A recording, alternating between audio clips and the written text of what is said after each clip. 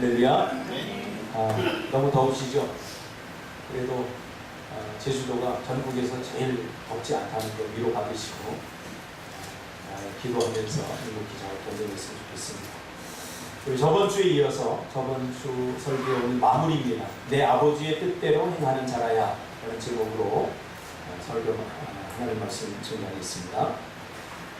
우리는 지난주에 마태복음 7장 21절에 아버지의 뜻대로 행하는 자라야 천국에 들어갈 수 있으며 22절에 주여 주여 하는 자, 즉 종교적 수준의 행위로는 천국에 들어갈 수 없다라고 우리가 살펴보았습니다. 22절에 보면 주의 이름으로 선지자 노릇하며 주의 이름으로 귀신을 쫓아내며 주의 이름으로 많은 권능을 행하는 자들을 향해 주님이 뭐라고 말합니까? 내가 너희를 도무지 알지 못하니 불법을 행하는 자들아 내게서 떠나가라. 왜 그렇게 주님이 말씀하셨는지 그 이유에 대해서 우리가 지난주에 살펴보았습니다. 그리고 우리가 아버지의 뜻대로 행해야 천국에 들어갈 수 있다. 이 아버지의 뜻, 즉 하나님의 뜻은 성경에서 유일한 뜻입니다. 하나밖에 없는 그런 뜻입니다. 왜냐하면 에베소서 1장 4절부터 5절에 밝혀진 바에 의하면 하나님께서 자신의 뜻이라고 말한 것은 유일하게 여기 한 곳밖에 없습니다. 그래서 우리가 하나님의 뜻을 묻는 질문을 가끔 하는데 그것은 하나님의 인도함을 묻는 질문이지 하나님의 뜻을 묻는 질문은 아니다라고 우리 지난주에 조금 살펴보았죠. 에베소서 1장 4절부터 5절에 보면 그 기쁘신 뜻대로 우리를 예정하사 예수 그리스도로 말미암아 자기의 아들들이 되게 하는 것, 이것이 바로 아버지의 뜻, 하나님의 뜻이라고 했습니다. 아버지의 뜻대로 행하는 자가 하나님 나라에 들어갈 수 있고, 여기서 아버지의 뜻이라고 하는 것은 예수 그리스도로 말미암아 자기의 아들들이 되게 하는 것, 이것이 성경에서 밝히는 유일한 하나님의 뜻이라고 그렇게 말씀했습니다. 즉 성경에서 밝힌 유일한 하나님의 뜻은 바로 에베소서 2장 1절의 말씀처럼 죄와 사망으로 죽었던 우리를 다시 살리사 하나님의 아들들이 되게 하는 것이라고 말했습니다. 그러면 오늘은 하나님의 뜻을 알았죠. 하나님의 뜻이 무엇인지 알았죠. 그것은 죄와 사망 가운데 있었던 우리를 하나님의 아들들이 되게 하는 것, 이것이 바로 하나님의 뜻입니다. 누구를 통해서요? 예수 그리스도를 통해서. 그러면 오늘은 하나님의 뜻을 아는 우리는 하나님의 뜻대로 살아야 되는데 하나님의 뜻대로 사는 삶이란 무엇인가에 대해서 우리가 좀 살펴보겠습니다. 지난주에 살펴본 것처럼 아버지의 뜻대로 행해야 천국에 들어간다는 것은 천국에 들어가는 조건으로서가 아니라, 즉 말하면, 다시 말하면 우리가 아버지의 뜻대로 행해야 천국에 들어간다. 그것은 구원의 조건으로서 아버지의 뜻이 아니라 충분 조건이라고 했죠. 이미 하나님의 백성이 된 사람들은 아버지의 뜻대로 삶 속에서 아버지의 뜻을 추구하며 살아가게 되어 있다. 그렇게 말씀드렸습니다. 그러니까 구원의 필요 조건으로서가 아니라 이미 충분 조건으로서 아버지의 뜻대로 행해야 천국에 갈 수 있다라는 표현을 한 것입니다. 즉 하나님의 뜻대로 행해야 구원을 받는 것이 아니라 이미 구원받은 사람들은 하나님의 뜻대로 행하게 되어 있다 말입니다. 하나님의 뜻대로 행해야 구원을 받는 것이 아닙니다. 이미 우리는 하나님의 자녀이기에 하나님의 백성은 하나님의 뜻대로 추구하며 하나님의 뜻을 행하며 살게 되어 있다, 이렇게 전제할 수 있는 것입니다. 그래서 요한이 예수님의 말씀을 통해 이해한 하나님의 뜻을 우리가 살펴봤습니다. 요한복음 6장 39절에 보면 나를 보내신 이의 뜻은 내게 주신 자 중에 내가 하나도 잃어버리지 아니하고 마지막 날에 다시 살리는 것이다. 이것이 바로 아버지의 뜻이다. 나를 보내신 이의 뜻은 내게 주신 자 중에 내가 하나도 잃어버리지 아니하고 마지막 날에 다시 살리는 것입니다. 그러면서 예수를 믿는다는 것은 하나님의 아들이 되기 위한 시작에 불과하다. 이렇게 말했어요. 그러니까 신앙생활 한다. 신앙생활의 시발점은 교회에 나오는 것이 아닙니다. 신앙생활의 시발점은 예수 그리스도를 믿어 죽었던, 영이 죽었던 우리가 새 생명을 얻게 되는 그 순간부터 우리가 신앙생활의 시발점이 시작되는 것입니다. 그러니까 하나님의 아들이 되게 하는 것이 하나님의 뜻인데, 하나님의 아들이 되게 하는 것은 단순히 죄와 사망으로 죽었던 나를 다시 살리는 것, 사망에서 생명으로 옮기는 것이 전부가 아니라는 사실입니다. 자, 그래서 제가 저번주에 얘기했죠. 많은 목사님들이 그런 이야기를 합니다. 한국교회는 전부 다 회심한 자를 투성이다.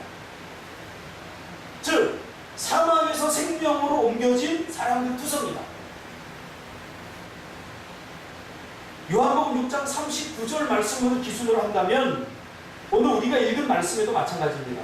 예수님이 이 땅에 온 목적은 오늘 10절에 보니까 내가 온 것은 양으로 생명을 얻게 하고 더 풍성히 얻게 하려는 것이라 라고 말씀하고 있습니다.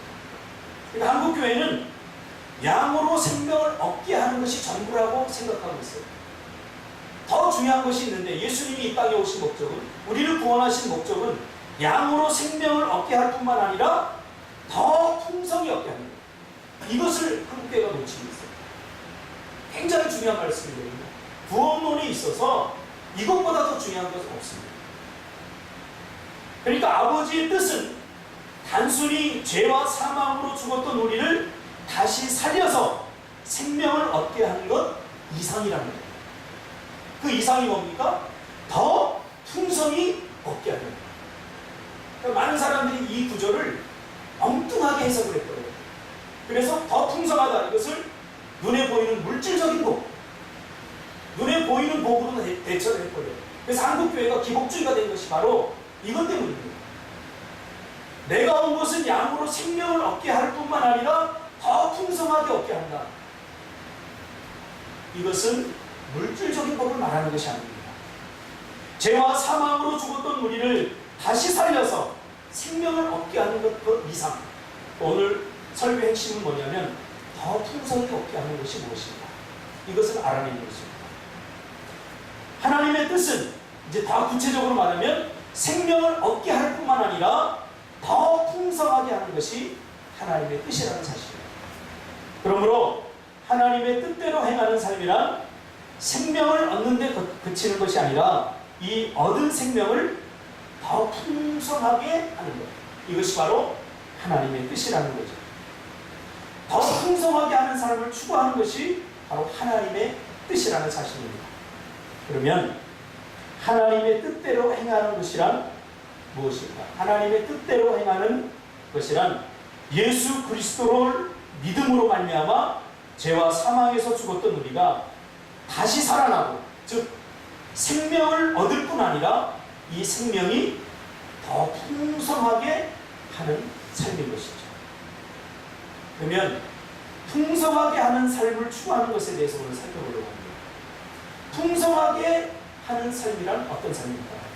에베소서 1장 4절과 5절에서 이것을 하나님의 아들들이 되게 하는 것이라고 표현했습니다. 그러니까 하나님의 아들들이 되게 하는 것이 하나님의 뜻인데, 더 구체적으로 말하면 하나님의 아들들이 되게 하는 것은 생명을 얻을 뿐 아니라 이 생명을 더 풍성하게 하는 것이다 라고 우리는 이제 하나님의 뜻에 대해서 분명하게 알게 되는 것이죠. 이 하나님의 아들들로 번역된 이 원문은 갈라디아서에서 보면 갈라디아서에서 많이 나와요. 휘오데시아라고 하는 표현입니다. 하나님의 아들들이라고 된 이 표현은 휘오데시아인데, 갈라디아서 4장 5절에는 이것을 아들의 명분이라고 번역이 되어 있습니다. 그러니까 전번주에도 제가 이야기했듯이 단순히 아들이 되는 것이 중요한 것이 아니라 어떤 아들이냐가 중요한 것입니다. 그러니까 하나님께서 우리를 구원하신 것은 죽었던, 죄와 사망에서 죽었던 우리를 단순히 살려내는 것이 목적이 아니라는 거죠. 더 풍성히 살려내는 것이죠. 그러니까 더 풍성히 살려내는 것이 무엇을 의미하는지 이것을 우리가 온전히 깨달아야 한다는 것이죠. 아들의 명분, 이것도 마찬가지입니다. 즉 아들들, 피데시오라고 하는 이 말은 영적 어린아이가 아니라 영적 생명이 성숙해서 상속받을 자격을 갖춘 하나님의 아들들이라는 것입니다. 그래서 사도 바울이 쓴 서신서에 보면 너무 쉽게 이런 것들이 표현이 잘 됐습니다. 그러므로 여기서 아들은 죄사함, 거듭남, 영적인 생명을 소유한 아들이라고 우리가 볼 수 있습니다. 다시 말하면 하나님은 자신의 성분인 거룩을 우리 안에 더하시고 우리의 옛사람의 성분을 씻어내는 방식으로 우리를 이러한 아들의 명분에 이르게 하신다는 거죠. 그러니까 단순히 죽었던 영혼을 살리는 것에 그치지 않고 더 하나님의 모습에 가까운, 더 성숙한, 베드로후서에서는 이것을 신의 성품에 참여한 자의 모습으로 우리에게 말씀해 주고 있죠. 에베소서 5장 26절과 27절에 보면 이는 곧 물로 씻어 말씀으로 깨끗하게 하사 거룩하게 하시고 자기 앞에 영광스러운 교회로 세우사 티나 주름 잡힌 것이나 이런 것들이 없이 거룩하고 흠이 없게 하려 하신다. 이렇게 표현하고 있습니다. 이게 무슨 말이죠? 교회도 사실은 이 구원을 표현하기 위한 하나의 메타포입니다. 우리가 교회를 이 건물로 생각하면 안 됩니다. 그래서 교회를 지어져 간다라는 표현을 씁니다. 구원도 더욱더 이루어야 할 구원이라고 표현하고 있습니다. 사도 바울이 도대체 왜 이런 표현을 쓰는지 우리가 좀 궁금증을 가지고 나아가볼 필요가 있습니다. 그러므로 지난주에도 잠시 말씀드렸지만 단순히 아들이 되는 것보다 더 중요한 것은 어떤 아들이 되느냐가 중요한 것입니다. 한국교회가 망각하고 있는 것이 그냥 하나님의 자녀가 되고서 다 만족해버려요. 나 구원 받았어. 난 죽어도 천국 갈 수 있어. 아니죠. 우리가 다시 물어야죠. 나는 지금 하나님의 어떤 자녀입니다. 구원 받았음에도 불구하고 하나님의 마음을 아프게 하고 죄와 더불어 살아감으로써 하나님의 마음에 고통을 주는 그러한 자녀로 살아가고 있느냐? 아니면 하나님의 마음을 깨달아 성숙한 자의 모습으로 하나님의 가슴 아픈 사랑을 알고 하나님의 마음을 이해해드리는 그러한 성숙한 자의 모습으로 우리가 서 있느냐? 그렇지 않습니다. 그것을 사도 바울의 서신서에 보면 구구절절 사도 바울이 이야기하고 있습니다. 미숙함과 성숙함이 있습니다. 아들됨은 거룩하고 흠이 없는 성숙한 자녀가 되는 것입니다. 성숙한 자녀가 됨으로써의 자녀됨입니다. 이것을 깨달았던 사도 바울은 에베소서 4장 13절과 16절에서 아들됨에 대해서 이렇게 말하고 있습니다. 13절에 보니까 우리가 다 하나님의 아들을 믿는 것과 아는 일에 하나가 되어 온전한 사람을 이루어 그리스도의 장성한 분량이 충만한 데까지 이르리니. 무슨 말이죠? 우리가 하나님의 자녀 되는 그 새 생명을 얻었다면 이제는 그리스도의 장성한 분량이 충만한 데까지 자라가야 한다는 것입니다. 이것이 하나님의 뜻을 추구하는 삶인 것이죠. 하나님의 그리스도의 장성한 분량이 충만한 데까지 우리가 자라가는 거예요.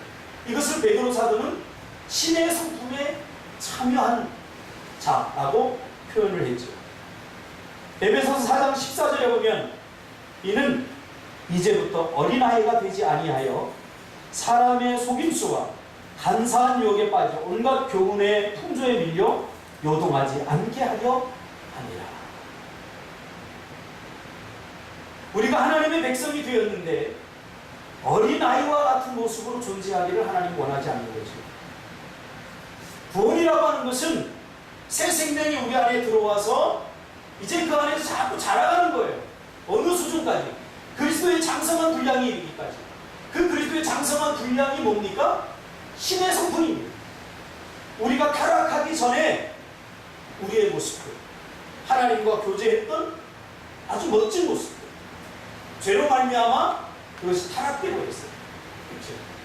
15절에 보면, 에베소 4장 15절에 보면, 오직 사랑 안에서 참된 것을 하여 범사에게 그에게까지 잘할지라. 그는 머리니 곧 그리스도라. 계속해서 자라가라고 말하고 있습니다. 자라가라. 자, 16절에 그에게서 온몸이 각 마디를 통하여 도움을 받음으로 연결되고 결합되어 각 지체의 분량대로 역사하여 그 몸을 자라게 하며 사랑 안에서 스스로 세웁니다. 자라가라. 이게 중요합니다. 모든 영적인 영이 회복된 사람들은, 죽었던 영이 회복된 사람들은 어떻게 해요? 자라가는 것입니다. 자라가야 되는 것입니다.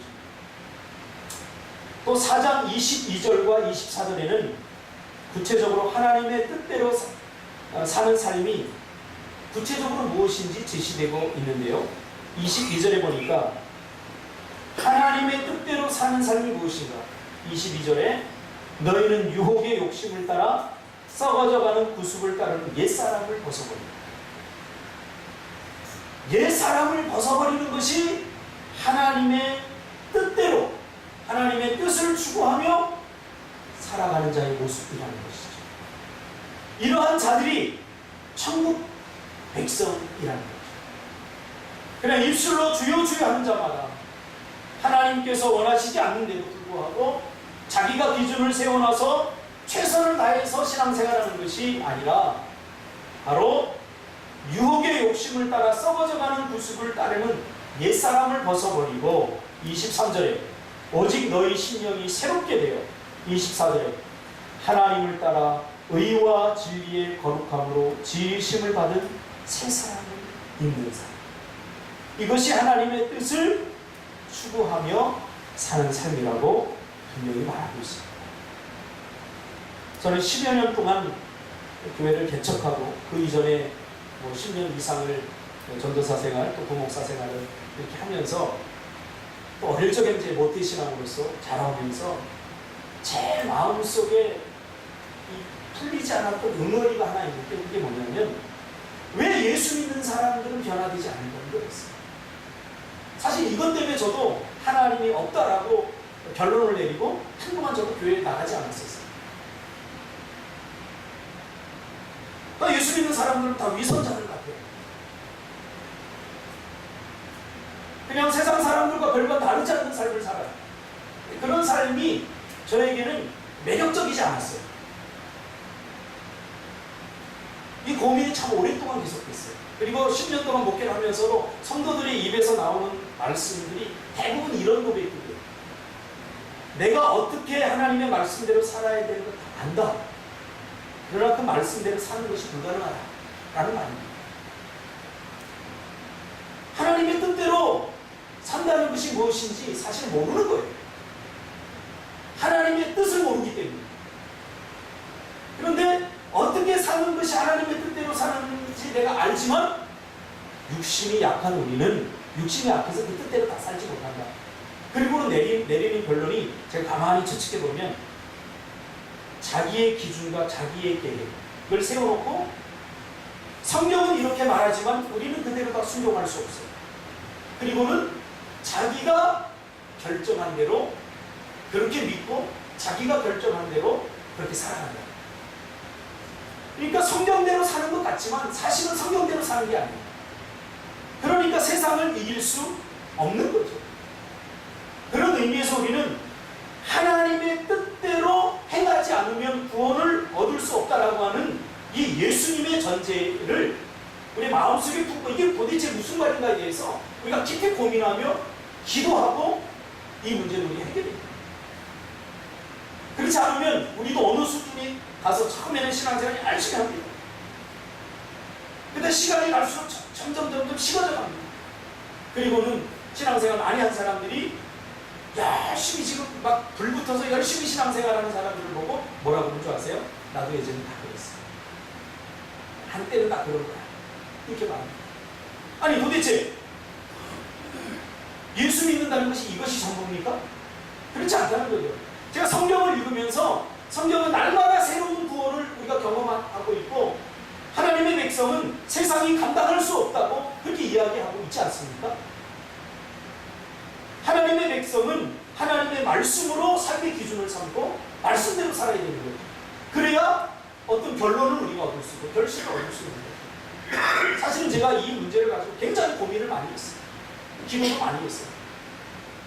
저는 굉장히 비판적이라 성경의 어떤 사실에 대해서 이게 이해가 안 가고 납득이 안 되면 이게 잘 안 믿어져요.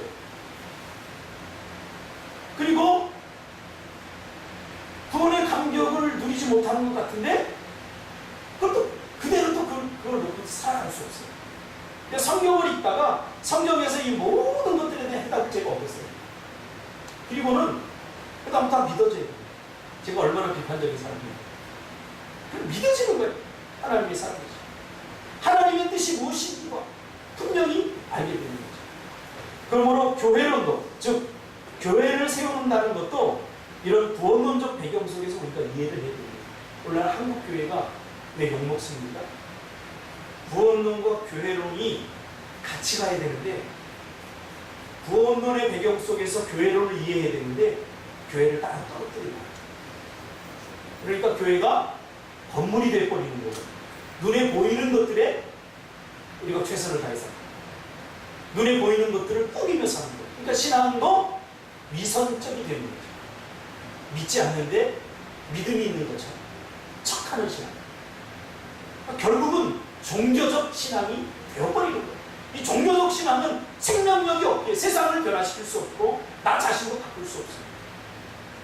성경에서 말하는 교회로는 결국 뭔지 아세요? 눈에 보이는 이 교회를 왜 지었냐면 시각화하기 위해서 우리 사람들이 너무나 눈에 보이는 것들, 아까 태한 집사도 기도할 때 그런 얘기를 했지만 눈에 보이는 것들이 익숙해져 있기 때문에 이 눈에 보이는 것을 통해서 보이지 않는 것을 바라볼 수 있도록 교회를 형상화한 겁니다. 이게 교회입니다. 그러니까 눈에 보이는 교회가 지향하는 것이 결국 뭔가? 예수 그리스도죠. 그 예수 그리스도의 무엇인가? 예수 그리스도의 성품입니다. 교회는 예수 그리스도의 머리라고 그랬잖아요. 교회는 예수 그리스도입니다. 근데 그 예수 그리스도가 내 안에 들어온 것입니다. 그러니까 내가 교회인 거죠. 그러니까 내가 움직이는 교회인 거죠. 교회는 어떻게 됩니까? 거룩해야 됩니다. 어느 수준까지? 그리스도의 수준까지. 그래서 오늘 본문에 생명을 얻고 더 풍성하게 한다 이 말은 뭐냐면 물질적으로 풍성해지는 이야기가 아니라 그리스도의 성품으로 풍성해지는 거예요. 신의 성품으로 풍성해지는 거예요. 마태복음 16장 18절에 보면 내가 이 반석 위에 교회를 세우리니 이렇게 말하고 있습니다.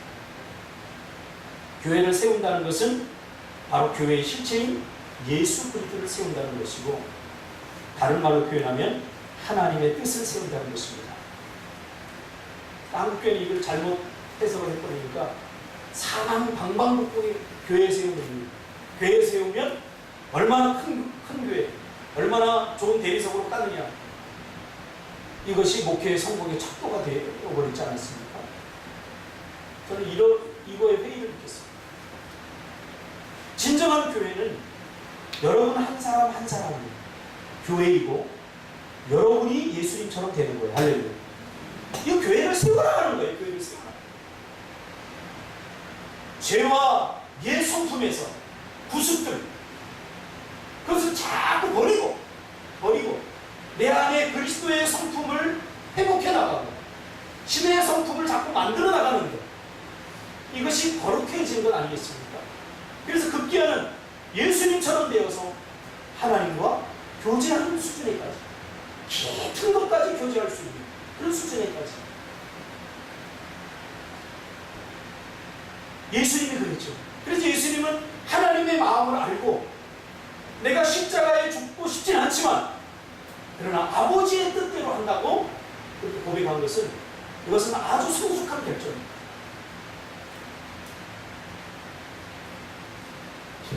우리 막내 아이가 엄마와 아빠 중에 누구 한 사람을 닮아서 잘 피죠. 저를 닮은 거예요. 이야기를 하면 이야기가 잘 통해요. 안 먹었니? 예원아? 먹었어. 아빠 이거 사줘. 아 그거 안 돼. 아빠 미워. 나 사줄게. 아빠 세상에서 제일 좋아. 얘기는 이 두 가지밖에 없어. 대화 통해요. 밥 먹었냐? 밥 먹었어. 자, 대화는 통하는데 제가 한번 이렇게 물어볼까요? 그 아이한테. 예원아 너는 인생이 뭐라고 생각하니? 라고 묻는다면 이 아이에게 내가 원하는 제대로 된 답이 나올까요? 하나님이 우리에게 원하는 것도 마찬가지예요. 우리는 그저 하나님께 먹을 거 달라고 징징대요. 주면 좋은 아빠고 안 주면 나쁜 아빠가 되는 거예요. 하나님은 그걸 원하는 게 아니에요. 그 모든 거 더하여 다 주시잖아요. 아버지니까. 하나님은 우리와 더 깊은 성숙한 속에서 하나님과 우리 마음을 나누고 싶은 거예요. 지금 열방에 죽어가는 영혼들이 많은데 이거 도대체 어떻게 했으면 좋겠느냐, 이런 고민 좀 해보라는 거죠. 한 생명을 살리기 위해서 너는 지금 뭘 하고 있느냐. 하나님은 우리와 좀 더 성숙한 관계, 신의 성품에 이르는 더 성숙한 관계를 통해서 우리가 교제하고 싶은 거예요. 우리를 구원하신 목적이 그거라는 거예요. 죽었던 영혼 불쌍하니까 새 생명을 줘서 살리는 것, 이것의 목적이 있는 것이 아니라 더 풍성하게 하는 것. 이 더 풍성한 삶이라고 하는 것은 예수로 우리 안에 가득 차는 거예요. 이제 우리가 신경 쓸 것은 멋진 교회를 짓고, 물론 그것도 필요하겠죠.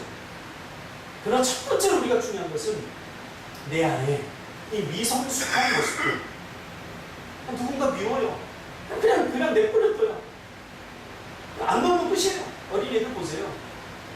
어제도 우리 예원이 예담이하고 항상 둘이 있으면 잘 안 싸우거든요. 홀수가 되면 역동이 달라져요. 그래서 한 애가 상담 캠프 끝나고 안 갔어요. 오늘 엄마가 데리고 갔는데 이 애가 딱 나타나니까 여건이 달라져요. 이제 두 명, 한 명 편을 먹기 시작해요. 저는 편을 짤 때 항상 둘둘 짭니다. 그러니까 우리 예원이가 삐져버렸어요.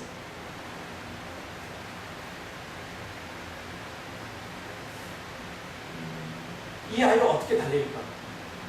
뭐 없어요. 과자 사줄게? 맛있는 거 사줄게? 이 정도밖에. 왜냐하면 정말 성숙하다면 얘야 지금 인천에서 얘가 와서 네가 삐져서 울고 있으면 제가 얼마나 낙심하고 상심하겠니? 이런 분위기를 이야기한다고 얘가 들어줄 것 같아요? 들어주지 않아요. 아마 여러분 같은 거겠죠. 네가 이 상황에서 삐지면 손님으로 와 있는 제가 얼마나 난감하겠니? 그러니 아빠의 심정을 좀 이해해서 네가 안 삐지면 안 되겠니? 이 정도 수준의 대화도 안 돼요.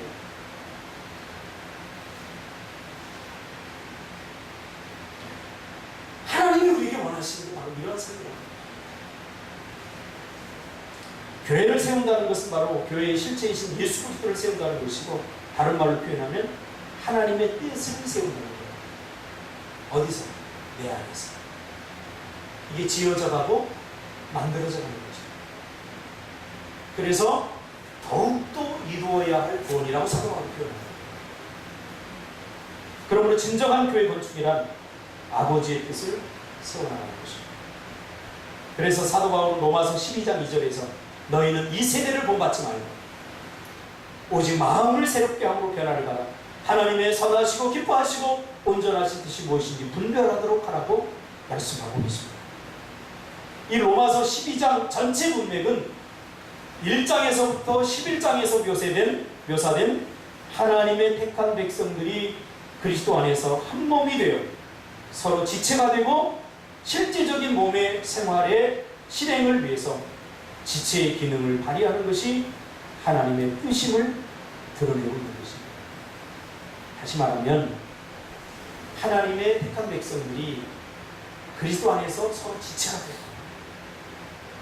서로 그 지체로서의 기능을 감당하면서 교회를 세워나가는 거죠. 우리 몸을 세워나가는 거죠. 자, 우리 몸을 쉽게 비유해 보겠습니다. 이 손을 때려도 내가 아야 하는 것입니다. 그렇죠? 손만 아프지 않습니다. 왜? 우리는 다 하나로 유기적으로 연결되어 있습니다. 교회 안에서도 마찬가지죠. 우리는 다 지체라는 거죠. 그리스도의 지체. 사도 바울이 가장 마음이 아팠던 것이 무엇인지 압니까? 이 지체가 서로 찢어지는 거예요. 서로 아픔을 느끼고, 우리 한 사람이 아프면 같이 아파야 되잖아요. 지체. 그런데 내 마음에 들지 않는 사람이 고통을 당하면 아싸 잘됐다, 잘난 체 아들이 잘됐다. 이게 오늘 한국교회 문제예요. 교회론을 잘못, 구원론을 잘못 이해하니까 이렇게 되는 거예요. 그럴 수 없어요. 이 지체는. 내가 아침에 개 밥을 주다가 개가 어디로 자꾸 넘어와요. 조그만 개들이. 장로님하고 막다가 내린 결론이 뭐냐면 쟤네들 해병대라고 했어요. 막으면 다른 데로 또 넘어가요. 계속. 그래서 오늘 아침에 내가 가만히 관찰했어. 저놈들이 어디로 넘어오나. 그랬더니 진돗개 자손이라고 머리가 좋아가지고 사람 있을 때는 절대 안 넘어와요. 내가 뒤에 막 숨어서 보니까 넘어오면서 발견했어요. 그래서 거기를 원천 봉쇄하느라고 내가 돌을 갖다 거기 쌓았어. 돌을 갖다 쌓다가 잘못 떨어뜨리려고 손을 찧었어요. 손이 그 이만한 돌이 손을 딱 찧었어요. 내가 뭐라고 했게요? 손아 너 아프겠다 그러지 않았어요. 아야 그랬어요. 내 온 몸이 다 아픔을 느끼는 거예요. 교회로서의 그리스도. 교회로서 그리스도 이해합니다.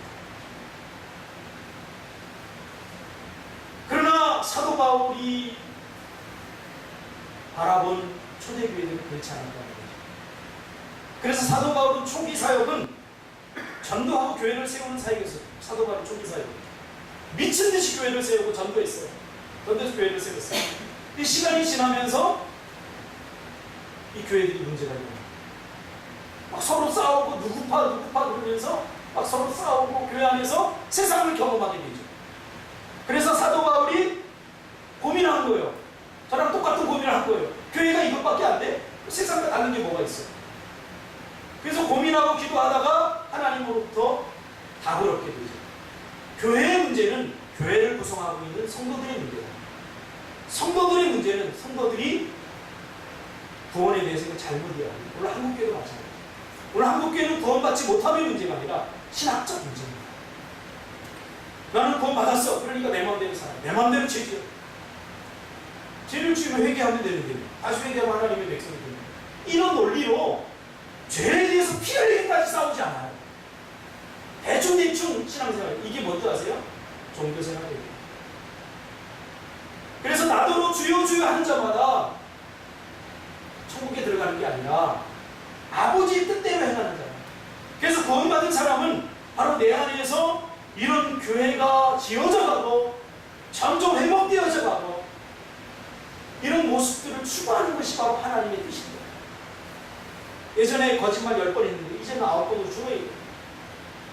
예수 믿기 전과 예수 믿은 후가 달라야 되고, 예수 믿은 1년 된 사람과 2년 된 사람의 삶은 분명히 달라야 됩니다. 이것이 전도예요. 초대교회 성도들은 이렇게 전도했어요. 사람들이 보니까 저 사람들 뭔가 달라. 그래서 그리스도를 따르는 사람들 크리스찬이야. 저 사람들이 뭔가 있어. 그리고 교회로 온 거죠. 그런 다음에 에베소서 5장 17절에 보면 세월을 아끼라 때가 악하니라. 그러므로 어리석은 자가 되지 말고 오직 주의 뜻이 무엇인지 분별하라 하고 이해하라고 말씀하고 있습니다. 그리고 이어지는 문맥에서 하나님의 뜻을 우리의 삶 속에서 구체적으로 어떻게 실현해 나가는지 말해주고 있죠. 방탕함을 피하고 주의 영으로 채우라. 이 말씀 역시 그 본질이 주님의 몸인 교회 건축과 관련된 것입니다. 그러니까 교회 건축은 이런 예배당 짓는 게 교회 건축이 아니거든요. 우리 안에서 옛 성품들, 옛 자아들 이런 것들을 계속해서 죽이면서 내 안에서 신의 성품들을 자꾸 회복시키고 자꾸 예수님을 더 많이 닮아가는 거예요. 하루에 한 뼘만이 한 뼘씩이라도 계속해서 자라가는 거예요. 어떤 모습으로? 예수님의 모습. 이 말씀을 종합해 보면 하나님의 뜻을 추구하는 삶이란 생명과 경건에 속한 모든 것을 이미 받은 자들이 세상에서 썩어질 것을 피하고 신의 성품에 참여하는 자가 되는 것을 바랍니다.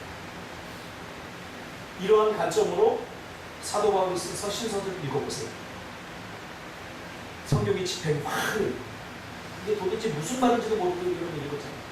한번 구원론의 관점에서 보세요. 성경은 다른 거 아니에요. 구원이에요, 구원. 베드로후서 1장 3절과 4절, 베드로 사도는 이렇게 말합니다. 그의 신기한 능력으로 생명과 경건에 속한 모든 것을 우리에게 주셨으니 이는 자기의 영광과 더불어서 우리를 부르시니 이를 알므로 말미암으리라. 4절에 이로써 그 보배롭고 지극히 큰 약속을 우리에게 주사 이 약속으로 말미암아 너희가 정욕 때문에 세상에서 썩어질 것을 피하여 신성한 성품에 참여하는 자가 되게 하려 하십니다. 그러니까 하나님의 뜻은 단순히 죽었던 영혼을 살리는 게 목적이 아닙니다.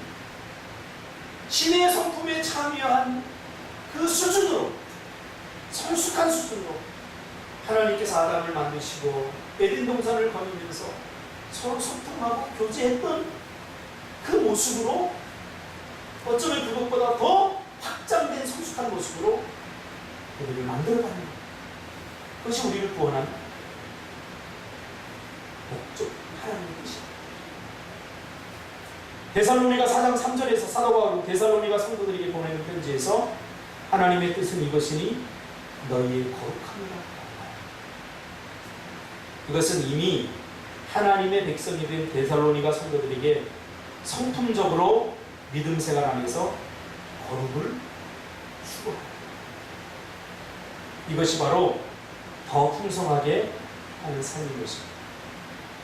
그리스도인답다, 하나님을 닮다, 다 비슷한 거죠. 그래서 아까도 얘기했듯이 사도 바울의 초기 사역은 전도하고 새 생명을 얻는 자들이 교회라고 하는 공동체를 이루게 하는 일에 생명을 바쳤지만 시간이 흐르면서 그의 사역은 교회를 건강하게 하는 일, 교회를 세워가는 일에 목숨을 바쳤습니다. 그러다 보니까 교회를 세우는 것이, 공동체를 세우는 것이 곧 공동체를 이루는 한 사람 한 사람, 움직이는 교회 우리가 그리스도가 되는 것, 이라는 결론을 내려버린 거죠. 교회가 부흥하는 것 다른 곳에 있지 않습니다. 내 안에 신의 성품을 자꾸 집어넣는, 내 안에 육신의 정욕들, 죄와 사망이 왕노릇하는 나의 구습들을 자꾸 벗어버립니다. 그리고 내 안에 신의 성품을 자꾸 회복시킵니다. 한 성도를 거룩하게 하는 것이고 교회를 건강하고 풍성하게 하는 것을 사도 바울은 알게 된 것이죠. 그러므로 옛사람인 자아를 순간순간 부인하고 우리의 새 인격이신 내주하시는 그리스도를 통하여 우리는 살아야 되는 거죠. 사도 바울은 갈라디아서 2장 20절에 내가 그리스도와 함께 십자가에 못 박혔나니 그런즉 이제는 내가 사는 것이 아니라 오직 내 안에 그리스도께서 사시는 것이다. 너무 중요한 것입니다. 이제 내가 사는 것 뿐이에요. 내가 사는 것 뿐이에요. 이번에 상담 캠프를 하는데 요만한 아이가 잠잠을 자지 못하고 두려움과 공포에 떨어. 이게 한순간에 된 게 아니라 이미 예전부터 불안해요. 요 3학년밖에 안 돼. 뭐 그렇게 불안할까? 두려움이 가득 차 있어요. 밤에 잠을 자지 못해. 죄가 주는 두려움. 이제 내 안에 내가 살려고 하는 거. 제가 그 아이를 얘기했어요. 네가 걱정하고 염려하는 일이 절대 일어나지 않아야. 그러니까 오늘 하루만 목사님의 말을 믿고 이렇게 하면 자. 아침에 일어나서 저한테 막 달려왔어요. 목사님 신기해요. 정말로 오늘은 정말 잘 잤어요. 거짓말인지 아닌지는 모르겠지만 우리도 이와 같아요. 내가 살려고 하니까 힘들어요. 내가 살려고 내 변화되지 않는 옛 성품 이거로 서로 살려고 하니까 조금만 불안하고 걱정, 염려.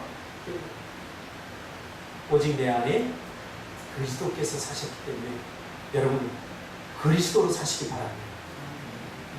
갈라디아서 2장 20절 내가 그리스도와 함께 십자가에 못 박혔나니 그런즉 이제는 내가 사는 것이 아니요 오직 내 안에 그리스도께서 사신 것이라. 이제 내가 육체 가운데 사는 것은 나를 사랑하사 나를 위하여 자기 자신을 버리신 하나님의 아들을 믿는 믿음 안에서 사는 것이다. 사도 바울은 이 하나님의 위대한 뜻을 깨닫고 빌립보서 3장 8절에서 이렇게 고백하죠.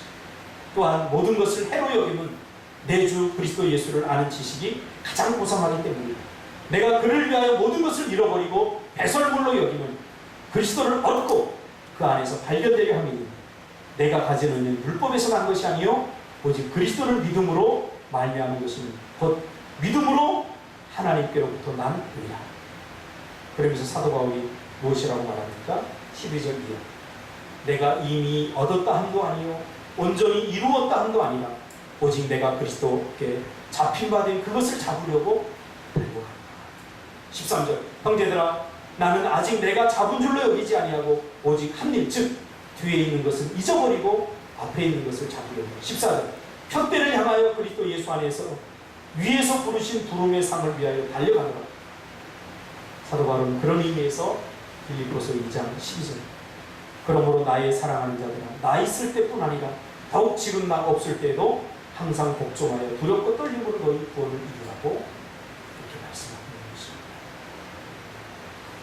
우리의 순간순간의 삶 그리고 판단과 결정 순간에 이제는 나를 다 내려놓고 예수로 결정하고 예수로 선택하고 예수로 판단합니다. 내 욕심 가득 안고 내 유의 가득 안고 거기에 살짝 하나님의 이름을 미안하니까 얹으면서 주님을 위하여 주님의 뜻을 위하여 이제 이런 거 버려야지. 주님이 나중에 뭐라고 해요? 내가 너희를 도무지 알지 못한다. 불법을 행하는 자들아. 이런 소리 안 들으려면 이제 하나님 앞에서 솔직히 그리고 우리 자꾸 지어져 가야 돼요. 더 멋진 예수님 닮은 모습 기도하겠습니다.